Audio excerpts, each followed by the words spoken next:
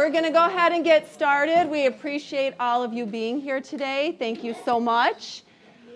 My name is Suzanne, and I'm joined by Willard and Spencer and Angie here to do our Thanksgiving and our sides program for November.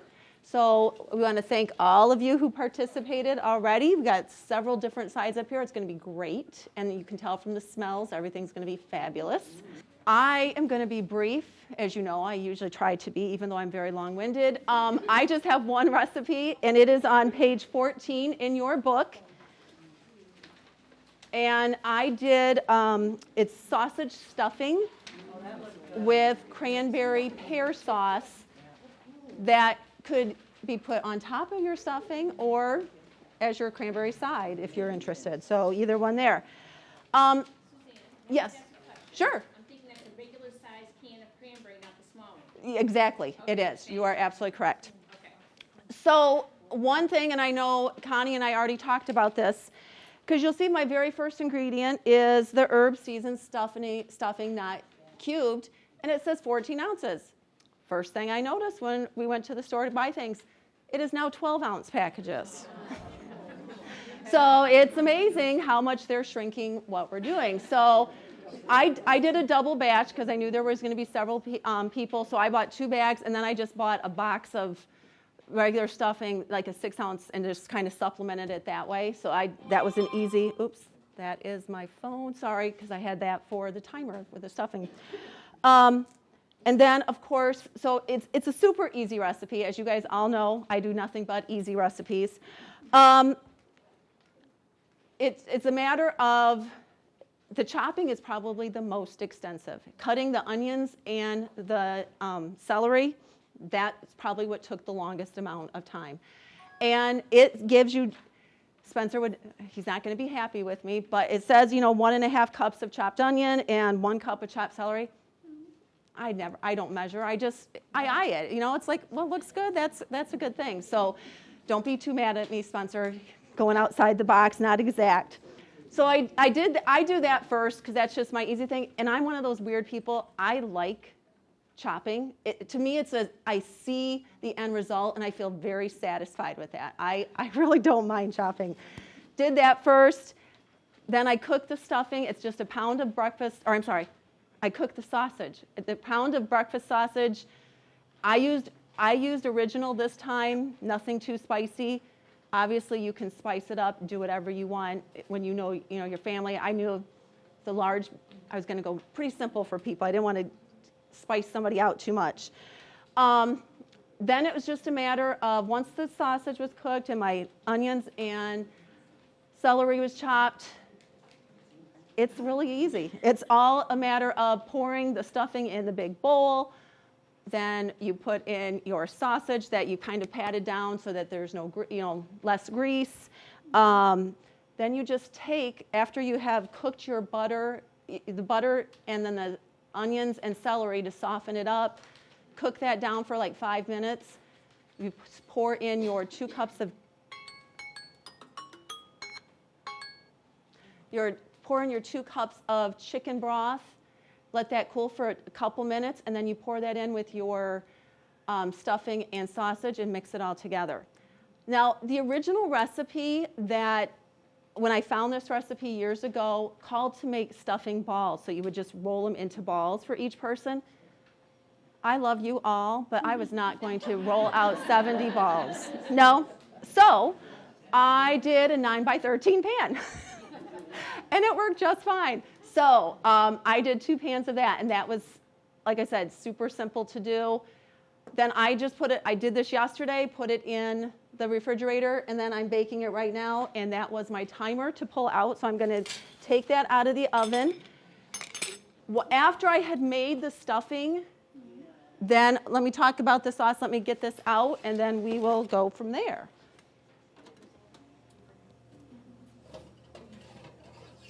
Do you need a board or hot pads? Did that one.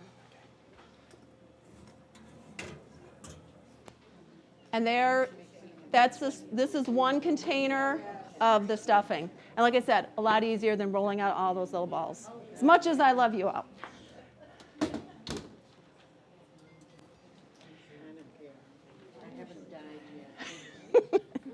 And then the cranberry, let me get that out because I haven't done that yet either.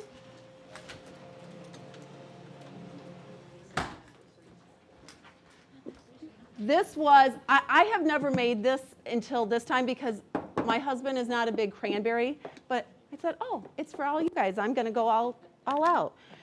So you buy the the can of cranberry sauce with the whole cranberries in it, and so I bought two cans of that, and you just pour that into a pan on the stove, and you add 3 tablespoons of maple syrup, and cook that to a boiling. Once it starts boiling, just turn it down for on simmer for about 5 minutes, and while that's simmering, I just cut up 2 pears, because I doubled the recipe, so if it was normal, it'd be 1. Cut up 2 pears. I decided to leave the skin on. It calls for peel, but I like the that with the pear. Chopped it up, and so you add that and cook it for another 5 minutes, and that is all there is to it. It does call for red wine as an optional piece. Again, I wasn't sure, so I didn't do that this time, but probably will in the future. Yes. Well, if you put in the red wine, the alcohol should probably dissipate. Yes. So that should be added at the beginning. Yes, it would be in when you do the cranberry with the 2 cans of cranberry. It did call for that. You are correct.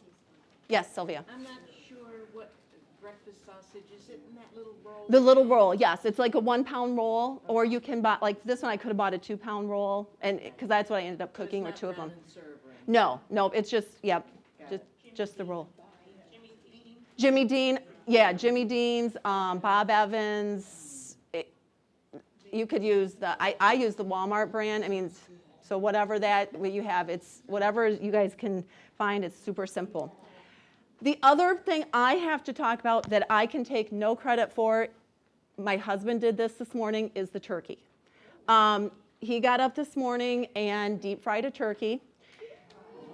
Now understand, we have 3 deep fryers at home. One he had before we got married. So, as you know, over time, things have evolved. So the very first the fryer he has was the big one that you see on TV that they say, don't ever do in the house, do outside.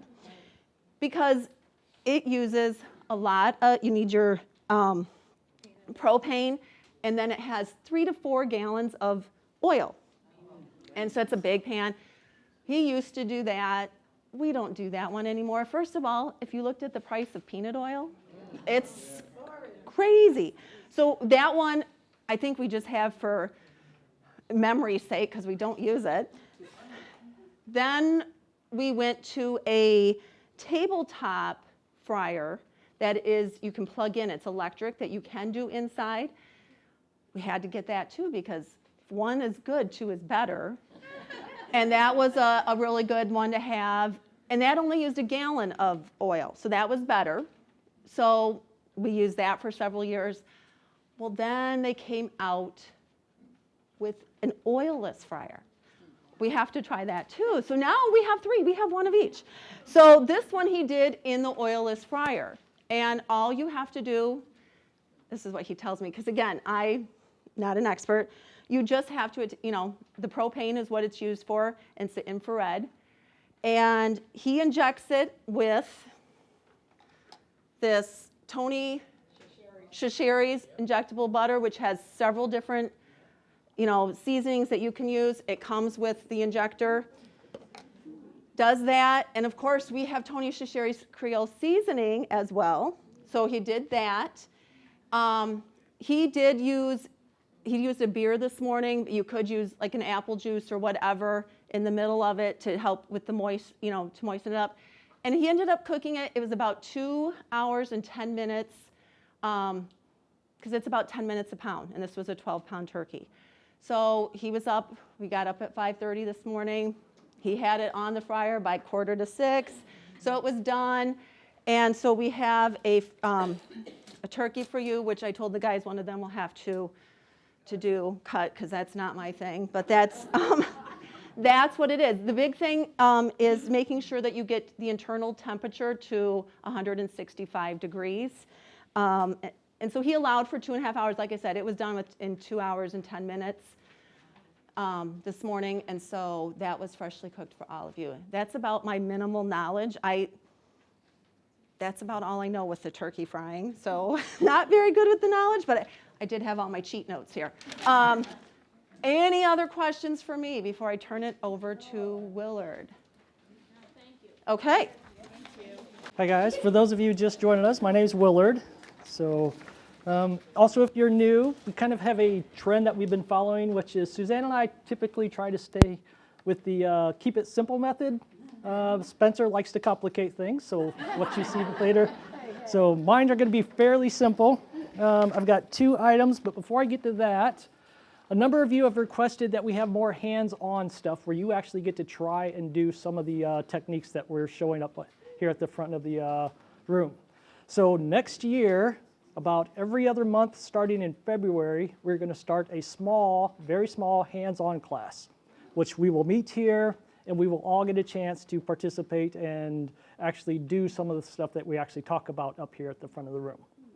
So just to give you a heads up, like I said, it's going to be every other month started in February. We're going to start with bread making, just to give you a chance to knead bread, mix it up. It's only about 10 people per class. We have to keep it pretty small to spend time with each person. And we're not opening registration yet, but sometime in December, stop by the library and we'll start to have the details by then. Okay, and with that, we'll move forward with today. So with Thanksgiving, the stove and ovens get overwhelmed quite a bit with everything that we're making. Can you hear me okay, Spencer? Okay. The stoves and the ovens get overwhelmed. You don't have room to do everything you want to do, so we start prepping a couple of days in advance. And if you're taking something to somebody else's house, you've got the luxury of making it in advance too, or making it that morning. So I kept mine to stuff that we could make in advance and bring to somebody else's house if we wanted to. So the first one is very, very simple. On page 7, I've got a carrot apple salad. Basically, you're just going to mix shredded carrots and shredded apples together and add a little bit of seasoning to it. So on the ingredients there, you'll see I just use a standard 10-ounce bag of shredded carrots that you can buy at almost any grocery store. I do like to cut up my apples myself. They do make sliced apples.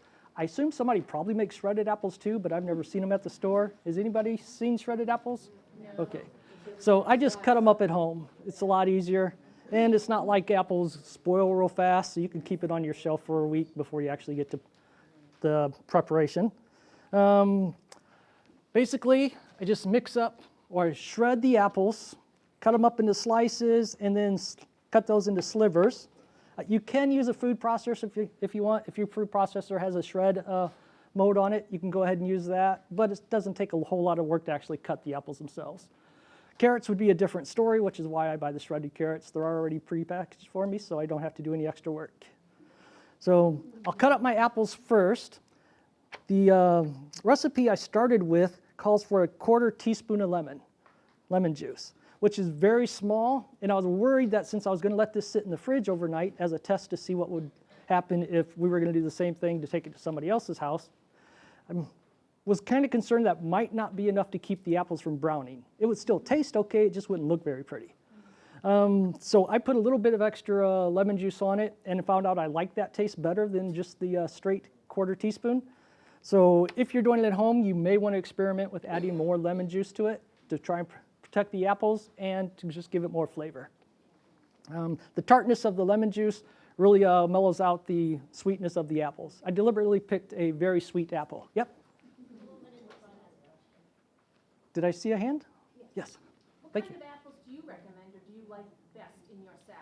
I used Granny. Mostly, I like to eat an apple a day, just not because the doctor says so, but because it's convenient for lunch. I mostly get Honeycrisp there. I like the sweetness and the really crunchy texture of it. For this, since we've already got the carrots in there, which are going to give us the texture, I went with the, I think it was the Granny apples. Which one? Not the Granny Smiths, there's another one. The Gala apples. Gala apples, which are also very sweet, and they're not as hard as the Honeycrisp though. So they're a little bit softer than the Honeycrisp, which kind of the texture kind of worked with the texture of the carrots that way. But you can pretty much use any apple you want. I went with the sweeter apple because I was kind of balancing out the tartness of the lemon juice too. So basically shred my apples, cover them with a little lemon juice, throw the carrots in, and then sprinkle it with a little bit of olive oil, sugar, and salt. I think it would go really well with some real seasoning in there, some spicier seasoning, some black peppers, fresh crushed black peppers would probably work good in there. There's a couple others I was thinking about, but for today's recipe, I just kept it very simple, and then you could just experiment with the seasoning on your own if you want to. So, again, nice and simple. You can prep it the night before. You don't have to worry about using up your stove or oven because you're doing other things, and it stores well in the fridge overnight. All right, on page 13, this is something you will actually have to cook. So I made a carrot souffle. So basically, it's about a 1/2 inch thick. I made 3 batches in 2 9x13 cake pans.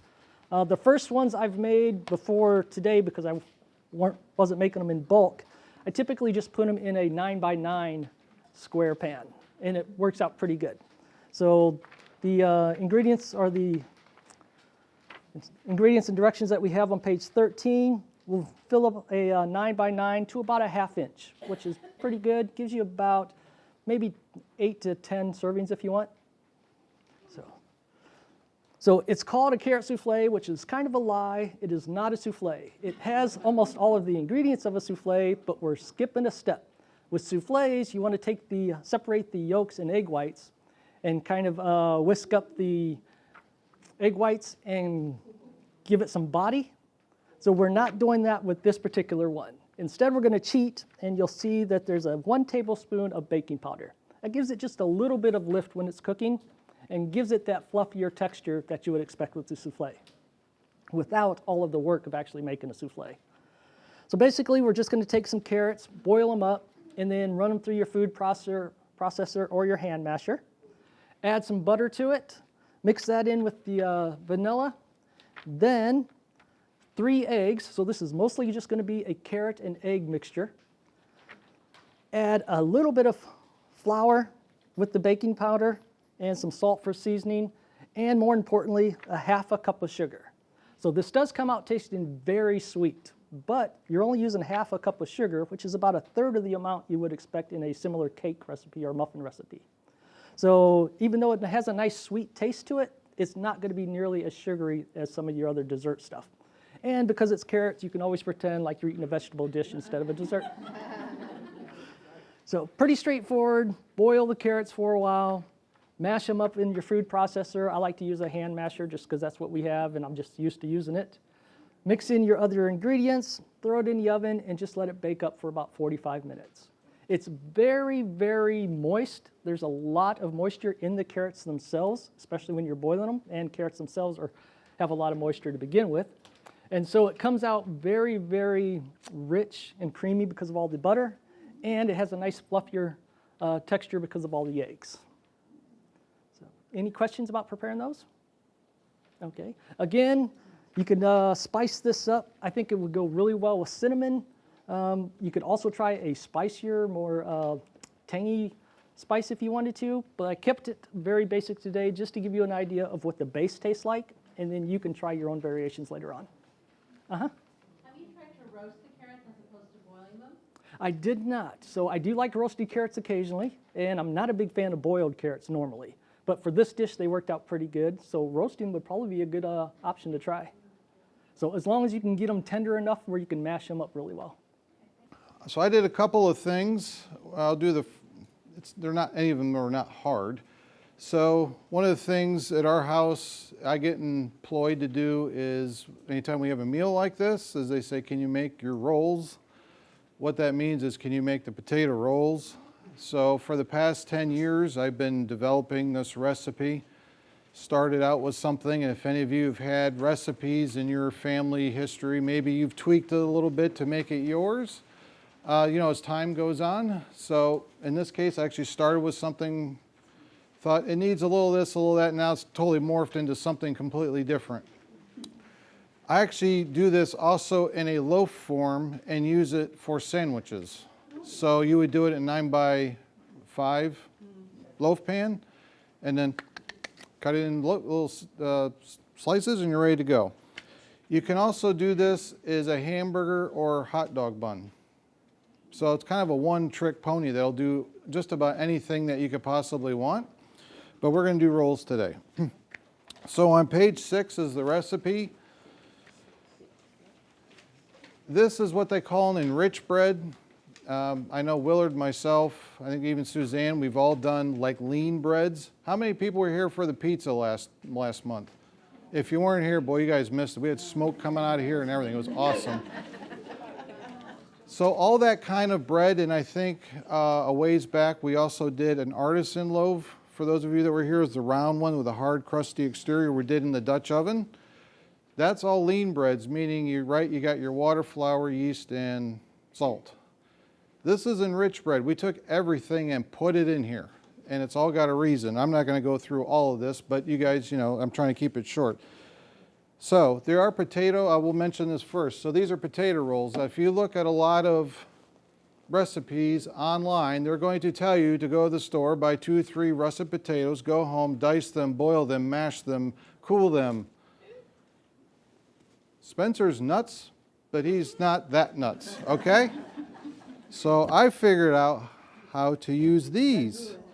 So what's nice about this versus your potato is this is always the same size. It's always the right hydration.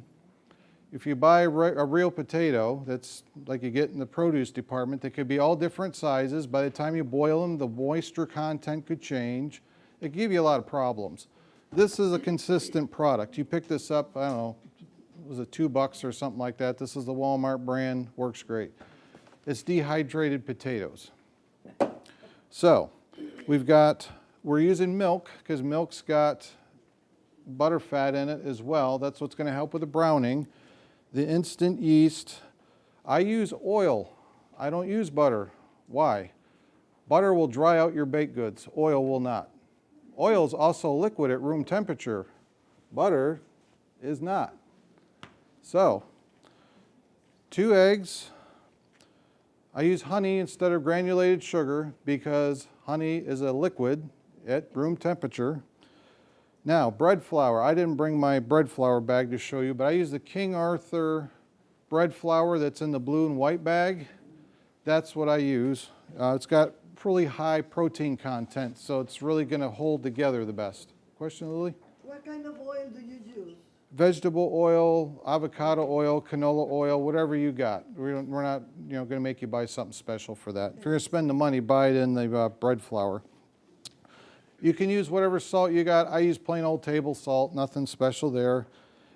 And the instant yeast, and of course, and then the ½ cup of potato flakes. I use a KitchenAid to make my stuff. So I layer it as it's listed in the ingredients. The milk goes in the bottom of the bowl, then the yeast, the oil, the eggs, honey, then the flour, salt, and then the potato flakes. I find if you put the potato flakes on the bottom of the liquid, they suck up all the moisture and screws the recipe up completely. You got to make sure they stay separate. If you're going to do it by hand, I would layer it in a mixing bowl like that and then take your spoon or whatever you're going to do, your hands, and go at it like that. I think that would be your best bet. I've got the 7-quart commercial KitchenAid. I was able to make 1 pan of these in one go. So here they are. So not too shabby, right? I figured there was going to be about, we had about 80 registrations. So I made 75 rolls because I know some people don't come. So we've got 75. This recipe, it's in your book, will give you 12. So it's pretty simple. Basically, you just knead it, let it rise for an hour. When it's done rising for the hour, divide it, roll them out into balls. You can throw them into like a 9x13 metal pan or whatever it is you got. Let them rise for another hour-ish. Our house is at 72 degrees, so it takes things longer for the dough to rise. So it took like an hour and a half at our house because, again, if your house is at 80, it's going to go a lot faster. Mine's at 72, so it takes longer. It's not a big deal. I just got to wait a little bit. Now, how do you get them all the same size? That's the trick, right? Remember that scale thing we've been talking about? I actually weighed the entire batch of dough, divided it by 24. That told me it was 72 grams. I sat there last night with a bench knife and I weighed out 72. And that's how they're all exactly the same. You don't have to do that, but I just want to make sure that they all bake the same. So if you're just like, maybe you had a glass of wine and one's this big, hey, whatever. I know how that goes. I mean, let's be honest. All right, so just throw it in the oven, 350. I would highly recommend you take your digital thermometer that you probably have now purchased. Stick it in there, 195 or above, you're good. So I had to give these a couple extra minutes, not a big deal. But I knew that the inside was not quite there because I stuck the thermometer and went, oh yeah, it needs 2 or 3 extra minutes in the oven. So then when you take them out while they're hot, I take a pastry brush or a silicone brush with melted butter, done. What we're going to do today, because I baked them last night about 10 o'clock, I'm going to throw them in the hot box for a few minutes just to kind of refresh them, and then they'll be warm for you when we go through here in a little bit. So we got 3 pans of those. So again, you could turn this into anything. You could turn it into a 9x5 loaf of bread. You could turn it into hamburger buns, hot dog buns, dinner rolls. It'll do just about anything you could possibly want. Question? So the milk, I bet it's whole milk? Question is about the milk. The milk is whole milk and it's also warm. Question? Do you take a temperature on that milk? Do you prefer, I think it's over like, 112 and you'll kill the yeast? So the question is, how do we heat up the milk? I know with my microwave, like a minute for my recipe, I can stick my finger in there and it doesn't have to be warm. It just can't, you don't want it refrigerator cold. So if it's like room-ish temp, you're good. I don't worry about the whole 105 and I don't try to make it really warm. And the next question I had was, you say instant yeast, is that the rapid rise? Is that what you're indicating, or is that just? There's rapid rise and there's instant yeast. I use the regular instant yeast. As we've talked about with bread baking before, the longer you kind of let it go, the better the flavor, although this is an enriched bread, so it's not like pizza dough where we let it sit for 3 days. This is a little bit different animal, so it's not such a big deal. If you're in a hurry and you've got some in your cabinet, use it. I'm not telling you not to. Sometimes you know how it is, you get the phone call, right? Oh, hey, we're in the area, we're gonna stop over. Well, it's 5:30. Oh yeah, we figure you're gonna have dinner on the table. Sure. Let me just throw this together. So you could probably rush these and get them on the table sooner than later if you need to. There was a question back there? Yeah. You said something about the potato flakes, that you add them last? Add them last. So when you're layering, if you think of a bowl and you're layering it, so first you put in your milk, your yeast, your oil, the eggs, all that stuff. So then you got your flour. That's basically going to cover everything. And then the salt. And then the very last thing that goes in there is the potato flakes. You need the potato flake and I know it sounds ridiculous, but for a while I couldn't figure out where my problem was because I had stepped away from this recipe for a while, is the potato flake. I was just like, oh, I'll mix up the potatoes in the milk. No big deal, right? Totally messed everything up. And then I had to come back to realize, oh, I need to actually separate them until I start mixing it. And here's another little trick. This is with any bread baking. When you do the initial mix, whether you do it by hand or doing it in the KitchenAid or whatever it is you've got, once you mix it for about a minute, it kind of comes together as a shaggy mass. Turn the machine off or take your hands out of it. Take a wet towel or dishcloth, paper towel, throw it on the bowl, go do something else for 20 minutes. Then come back. Why? The flour is dry. It needs time to absorb all that moisture. So by giving it that 20-ish minutes just to kind of hang out, in the bowl, they call it auto-lease. This is if you read online, that's kind of the term. You're giving that flour a chance to soak up all the moisture. It's going to make your life a whole lot easier when it comes to kneading. So that's another tip. Somebody had a question over here? You answered it more or less. It's the dough hook of your KitchenAid. Yep, yeah. If you got the dough hook of your KitchenAid, you definitely want to use that. If you've got the 5-quart, you should be fine. If you got a 6 or a 7 or an 8, one of those types of things, it should be fine. Leave it on speed 2. That's KitchenAid's recommendations. You don't want to go any faster because then you could void the warranty on your KitchenAid. They tell you that it's not made for that, so speed 2 on your KitchenAid. It's as fast as you want to go. What does it mean gently deflated? I guess I have, Gently deflate it.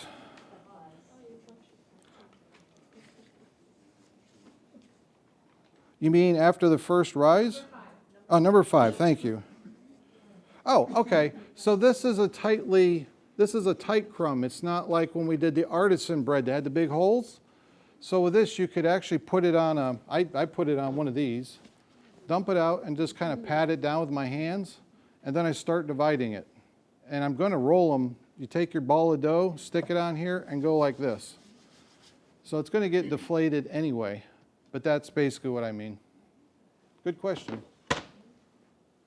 Oh, Claudia, you got a question? Yeah, you said you put it on a tray to cook them, to bake them rather? Yep. Like that. What would happen if you used a muffin or a cupcake pan? I say go for it. Put one ball in each one, and okay. yeah, that's it. Kind of like a popover, kind of in a way. Yeah, no, that's fine. Yeah, if you got a muffin tray, use it. And if you don't, this is also a popular option. Some people put, I don't know, what, 8 or so in this, or maybe 12, whatever it is. Throw them in this. If you got a cast iron pan, use that. So don't be afraid. The vessel isn't really as important with this as it is with some other stuff we've talked about. We just have, we're crazy at our house. So we've got all these kinds of things, which we're going to talk about in a minute. So I've been using those with parchment. I line to get them out of here to make life easy, I just line the pans with parchment. If you're home throwing this on the dinner table while they're hot, don't worry about it. It's not going to stick. If you're worried about it, take the Baker's Joy or the pan with flour, spray it, then put your dough in there. It will not stick. Any other questions on that one? Oh, one more. Will a stove pat work like the parchment Sure. paper? Yeah, whatever. Yeah, you could use a silk pad on here. I find that the bottom may not brown as well, but if you've got it, use it. Try it, yeah.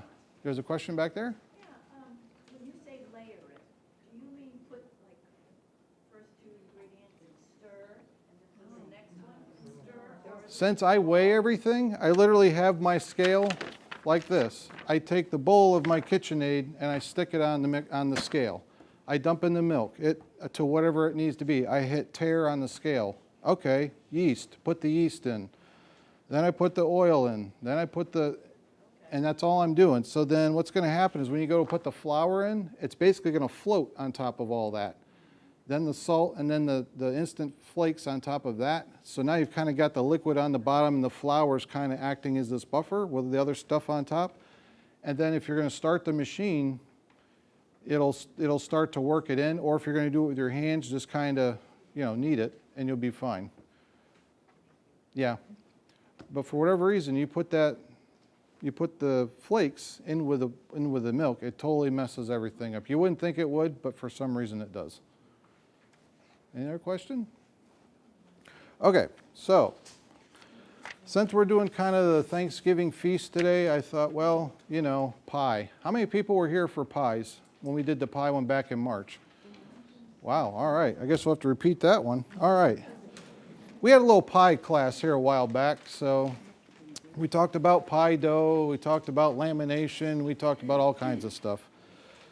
So I actually went back to the drawing board. I spent 2 months reworking the pie dough recipe just for this. One of the things I wanted to do is, for those of you that were here, right, we used a pastry cutter. That's a fancy handheld tool. It's got like little blades in it, and you would sit there and go like this. Or you could use 2 knives. Since I'm making pies a lot, I wanted to figure out a way to make it work in the KitchenAid. So, because I've got one, and if you've got one, you should use it, because let me tell you, it's a whole lot easier. But if you don't, not a big deal. So I learned some things over the past 2 months. The very first thing that was probably the biggest thing, I went through about 5 or 6 different brands of flour. And I got one to work consistently. The rest of it gave me problems in different areas. And I brought it in. It's the King Arthur flour all-purpose. I generally used to stay away from this because It's 11.7 protein content. It's a little higher on the all-purpose. You think, oh, all-purpose is all the same on the shelf. It's not. It goes from anywhere from 6 to 7% up to almost 12%. So if you've ever made something like, wow, this takes more water or liquid than I made it last time, well, did you use the same flour? That's where the issue is coming in, especially this whole, oh, there's too much humidity in the air. You need to add, you know, I've talked to pastry chefs all over, and they just kind of roll their eyes when they hear that because it has to do with the protein content in your flour, not necessarily humidity in the air. So buy some of this if you're going to do pie dough. Where did you get it? You can get this at Walmart, Publix, wherever, you know, they sell it pretty much everywhere. So it's a premium flour. It's a little bit more expensive, just so you know, but I think for this it's worth it. Question? So the blue brand was for the bread. Yes, the blue and white, yep, is the bread flour. Same brand, blue for the bread, and Yep. black for the pie. Thank you. Yep, good question. Yeah, they got different colors for different products that they have. Okay, so because we are using this, I had to figure out a way to rebalance the fat. So I sat there and did the baker's math because, you know, I have no life. You know, Suzanne and Willard, they're probably watching TV, doing books, so all that stuff you're supposed to. I'm sitting there with a calculator. Really, really fun times at my house. So I put in a little bit of shortening to help coat the flour first, and that's what's going to give it its tenderness. To give it the flakiness, we're going to use butter. If you use all butter, it's going to be very flaky, but it's going to be just like this counter. So by adding that little bit of shortening, makes it tender. And then we rebalanced it. So you'll see that there's 12 tablespoons of unsalted butter, and there's 1/3 cup of vegetable shortening. So there's actually a lot less shortening than there is butter. You obviously want cold water, and then you'll see I add a little ingredient in there, 1/2 teaspoon of baking powder. That's what's going to help give us some extra lift. You hear about this flakiness with pie dough, this is going to help us out. The other thing is once it's made, I still do the folding like we talked about in the pie class. If you missed that, that's something that maybe we can do down the road, either redo again or maybe as a hands-on thing. I roll it out, fold it like a business letter, and then it's ready to go. Let it sit in the fridge for about, I'd say, an hour. People say that's to allow the gluten to relax. Yes, that's part of it. But the other thing is, once again, the flour is thirsty. It wants some of that water. So it's going to take some of that time to allow everything to kind of even out in your fridge. Now, here comes the fun part, is rolling. I've tried every kind of rolling under the sun. I've done the plastic wrap. I've done the parchment. I've done the wax paper. I've done just the counter. So finally, somebody put me onto this a while ago, and I don't know why. I went ahead and ordered another one on Amazon. If you want to spend $7 for your sanity, this is the thing to buy, okay? It's called a pastry cloth. If you've not heard of this, go on Amazon, do a search. This one's a Regency pastry cloth and rolling pin cover. They're not paying me to tell you this. If you call them up, they're in Dallas, Texas, by the way. It's actually made in the USA, which is nice, right? So what it is, I brought it with me to show you, is you get this like little rolling pin sock that goes over your rolling pin. I'm about to make a mess on the counter here. 1 second. This piece of canvas, okay, it's a piece of cloth that's been hemmed. It's about, I don't know if I had to guess, 20 by 25-ish. So when I get ready to use this, I pull this out, I lay it down on the counter. I take about 2 cups of flour. And I sit there for 10 minutes and I rub the flour into this thing and also into this. It all disappears. I don't know where it goes, but it's not on the counter and it's not, so. You roll this, it moves. If you ever rolled pie dough and it sticks to the counter and you go, uh-oh, and now you got to try and get it up and it's a problem. No problem. So, speaking of pie dough. What happens with the flour after you're done rolling? Ah, good question. What happens to the flour when you're done rolling? It just disappeared. No. I take this out in the front yard and I give it a good couple shakes and that gets rid of the excess flour.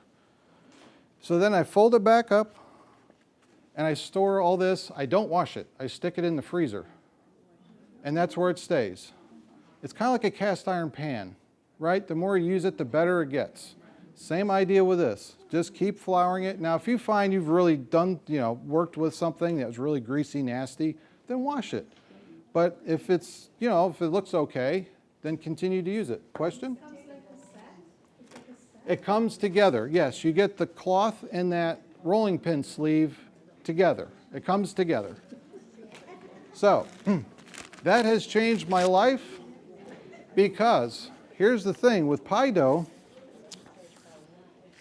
Here's the thing with pies. This is what we think of pie, right? This thing. And I love metal, which we're going to talk about in a minute. How are we doing on time? I'm at 22 minutes. Well, everybody's awake. Nobody's left yet, so that's good. All right, so we're doing good. I figured 80 people coming. This is not going to make 80 people, unless we do the South Beach size, okay? So, you can make pie in anything. You might want to get some of these.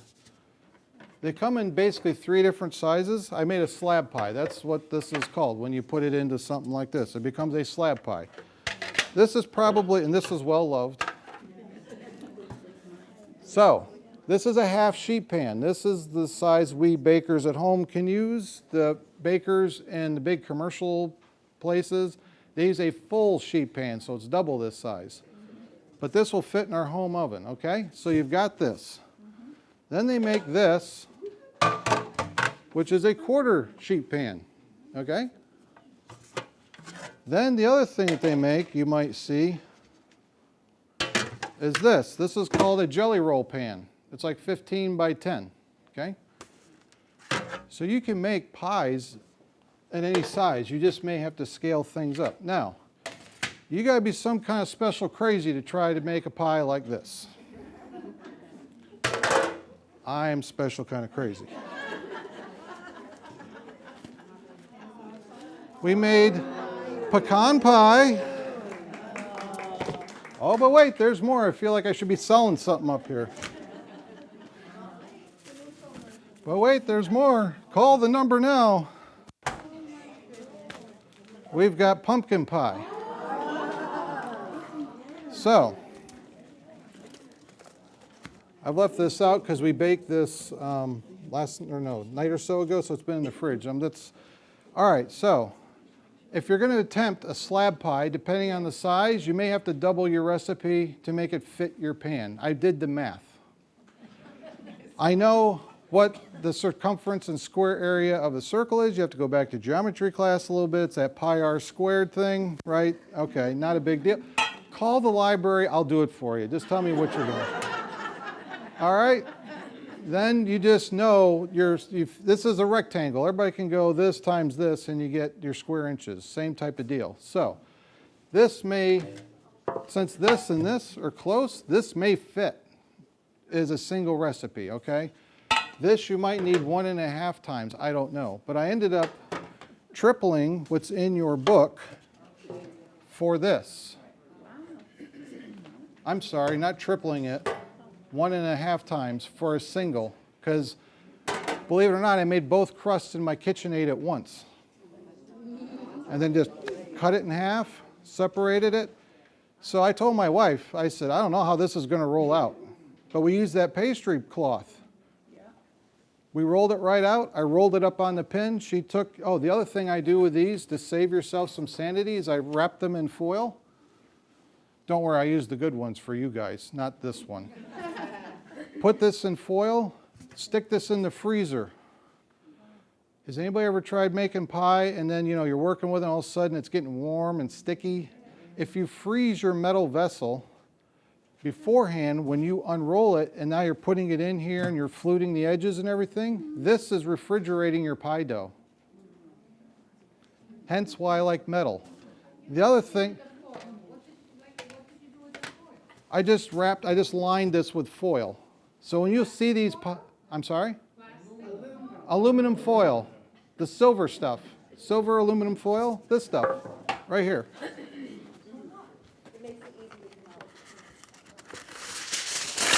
Good old aluminum foil. I lined this with aluminum foil. So for a couple reasons. You ever had trouble with that first piece coming out? Not anymore.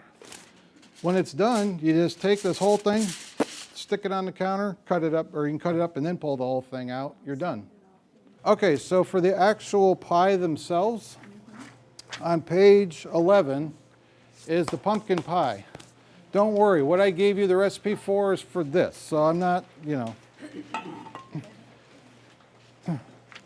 Everybody's probably made pumpkin pie of some sort in their life. I know that the recipe on the back of the Libby can is generally pretty popular. So I tried this and been working with this. It's standard ingredients, but the big thing that separates this from maybe other pumpkin pies that you've made, it's not in the ingredient list. It's time.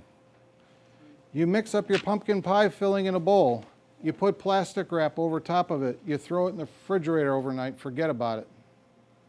It marinates in there. That's all I can tell you. I can't tell you the science behind it, but it just marinates. So then when you're ready to actually make the pie, if you're going to do this, what I do is I'll make the pie dough, get it all, flute it all, ready to go. I throw this in the freezer.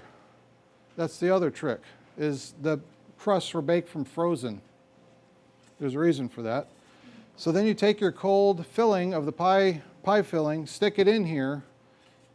Now it's ready to go. I put it in an oven, 400 degrees. Crust is still frozen. Why? Because I want the crust to set before everything gets going in the oven. Have you ever had crust where it just kind of did this and melted all over the floor? That's freeze it first. I freeze all my fruit pies ahead of time before I bake them. The other thing I use, for this you could use like, for those of you that were here for the pizza, remember that black thing we did all the pizza on? I would use it for this.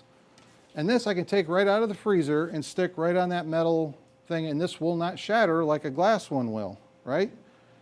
Well, all right, that's great, Spence. We got a problem.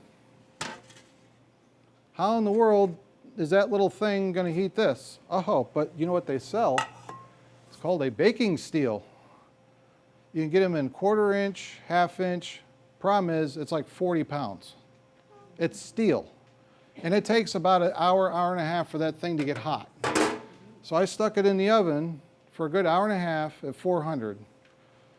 I took this cold pie with a frozen crust, stuck it in there on top of that steel. That steel is now going to transfer a lot of heat to the bottom crust. So if you've ever had a problem with your bottom crust, this is a way around it. If you're not going to do something that big and you're going to be using these, then get you, some of you may have a baking stone, not the steel. Use that to bake all your stuff on. All right, so that's the pumpkin pie. Now the pecan pie is on page 15. So I'm sure a lot of you have had pecan pie over the years. There's one major thing that's missing from the pecan pie recipe. Can anybody point it out? Right. Where's the corn syrup? I know a lot of people are not into the corn syrup thing anymore. So let's get rid of it. So we're now adding butter, brown sugar, milk, and eggs. In a way, we're kind of making like a toffee. So we're making up kind of what the corn syrup would do. Oh, by the way, in both of these recipes, if you notice, there's a kind of a secret ingredient in there. All-purpose flour.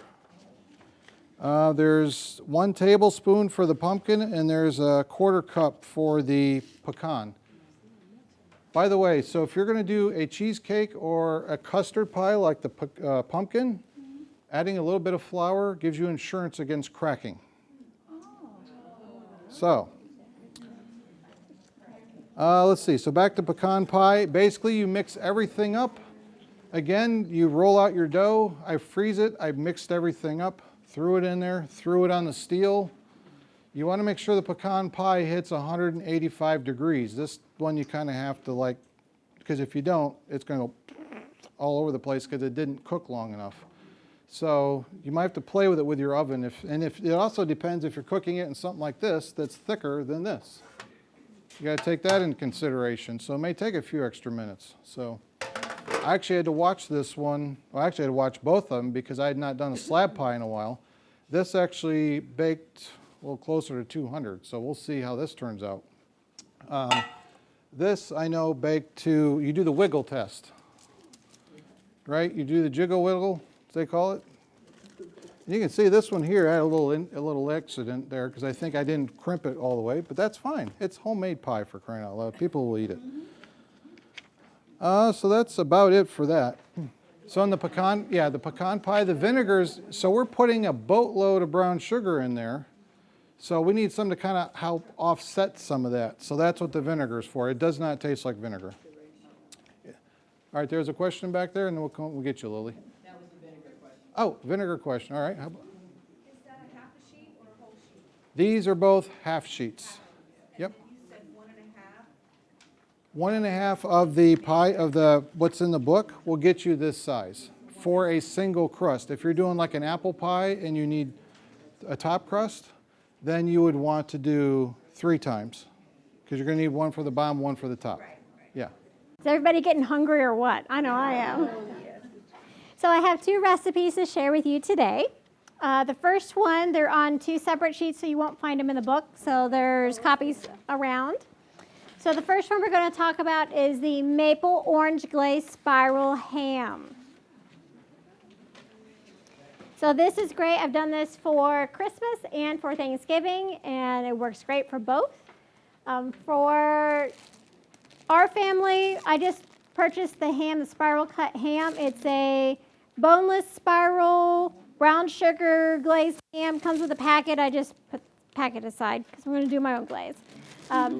So we bought this at Sam's, and it turns out fantastic. Some brands are a little better than others. I mean, if you have a favorite ham brand, go for it. So the first thing I did is take my ham out of the foil, but leave the plastic wrap on it because we're going to do a water bath to warm up the ham because it's already cooked. So you're essentially just warming it and glazing it. So I did two time frames of submerging the whole ham in hot water, letting it set for 45 minutes, draining off the water, and then recovering it with hot water. That way it kind of pre-warms it. And also by not taking it out of the bag, you're still immersing that ham in the juices, so it's nice and juicy and tender when you go to eat it. So once it's done doing the water bath, I take the whole ham out, put it in a oven bag, and let's see, oven bags. These are the large ones. These are fantastic for cleanup. As you can see, I love using bags for the crock pot as well. So I put the whole ham in here. Yeah. I take off the original wrap so that the juices are in the bag, cinch it all up, tie it on the top, put it in my oven, bake it off. And then when I go to do the glaze is here. It's had a chance to cool a little bit, so it's a little thicker. I just glaze my ham, pop it back in the oven, open up the bag so that way you still have those juices, but open up the bag, put your glaze on the top, throw it in for about 10-15 minutes depending on your oven. Might have to adjust the time a little bit. And that's it. Serve it. I just covered it, let it rest for a little bit, about 15 minutes or so, or until you're ready to serve it, and it's fantastic. And then this is just the leftover glaze. You can turn this into a sauce, essentially, or if you want to add extra glaze afterward and re-put it in for 2 periods of 10-15 minutes in the oven, you could do that too. You could do a double glaze. And you can experiment. You can add a little bit of like orange juice or pineapple or whatever floats your boat. What's that? How did I make the glaze? So the glaze is 3/4 cup of maple syrup, a 1/2 cup of orange marmalade, 2 tablespoons of unsalted butter, 1 tablespoon of Dijon mustard, 1 teaspoon of ground pepper. Yeah. Yep, it's on the separate sheet. There are separate sheets up here. And then a 4th teaspoon of ground cinnamon. So I just put it in my pan, let it come to a gentle boil, reduce it down, and kind of simmer until it thickens, and then it's ready to put on your ham. Any other questions about the ham? And the second recipe I have today to share is my mulled apple cider. So it's done in this lovely crock pot, so you can do it ahead of time. I just put everything in. If you're going to serve it in about 2 to 3 hours, I start it on high, and then I reduce it down to warm whenever it's ready. You can certainly do this ahead of time, cool it down, store it in your refrigerator for a couple of days. So if you know you have company and you're working on pies and you're working on turkey and all those sides and things, you can do this ahead of time and just pull it out and warm it up and add whatever garnishments that you want, or make it adult beverage, or however you choose for your family. Yes? Do you have a plastic wrap lining? Yes, this is actually a crock pot liner. Oh, it's not plastic then, it's a liner? It's a plastic liner, yes. So it's disposable, so just for cleaning purposes. Yeah, it makes it a little easier. So one note with the mulled apple cider recipe is when I cut my fruit, I just cut it straight through. So there'll be actually full slices, round slices of my fruit in it. You can add extra juices to it if you like more pineapple or oranges or cranberries. I just threw everything in there and let her go. I made the cranberry sauce, and it's on page 10. Simple one. It takes a little bit, but it's from fresh cranberries. And, excuse me.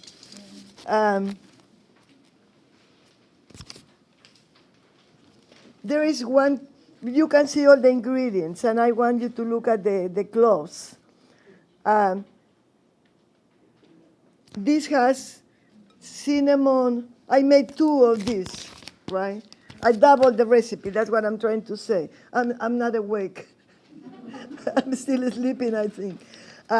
So it has 2 cinnamon sticks, and it has 6 cloves. When it's ready and it has cooled, and if you did it the day before, you put it in the refrigerator, and the following day it's supposed to be room temperature. Make sure that you remove the cinnamon and the cloves. And it's important that you count them, because you want to make sure that all of them came out, or you can do it the Peruvian style. Leave them there, and people know they are there, and if they see it, they just and put it away. So that's your choice. And what I want to bring to your attention is about my directions. I had done it a while back, and when I did it yesterday, I realized that my directions could get better. This one, it says, number 1, stir all ingredients in the pot. Okay, I'm changing my mind, because this worked better. I did the orange juice, which is from fresh oranges, with the sugar, the brown sugar. And I stir it really well, and I put it in medium temperature. Don't do it in high temperature, because it's going to stick to the bottom of the pot. And then I did a quick boil, medium temperature, as I said, and then I put it there for a few minutes, and then I crushed the cranberries on the sides of the pot. I simmer for 20 minutes, and then I did the removal if you choose to do that, and that's it. Quick and sweet, and I hope you like it. One of my favorite Where did it go? Oh, here, right in front of me. One of my favorite Thanksgiving dishes. It's on page 12 of the book. It's Senator Russell. I don't know who Senator Russell is, but this came from the cookbook. Sweet potatoes.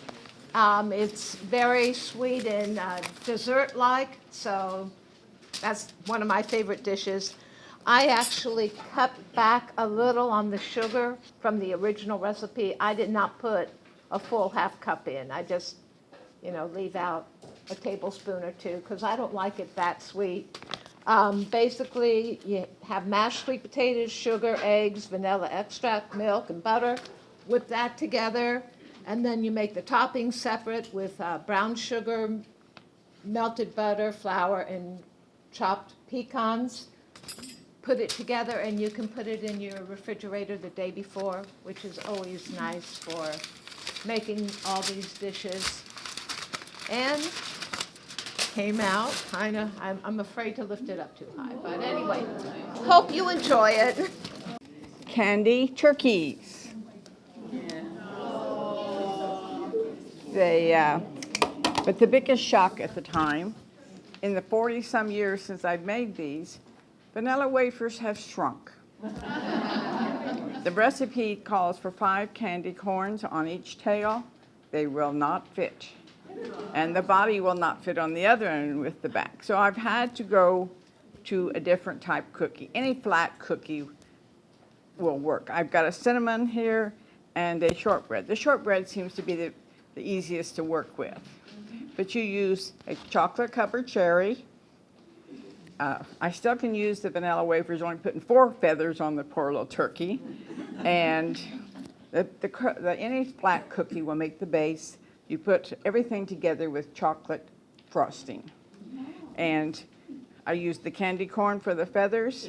I use a butterscotch chip for his head, and a burnt canned peanut, which is an old candy. I had an awful time finding it. I found it at Cracker Barrel because they have all of them. This is a very good thing to do with children, grandchildren. It's quick and easy and something that they can do quickly. And if you use a little bit bigger cookie, some of them have little pumpkins on them because I had room.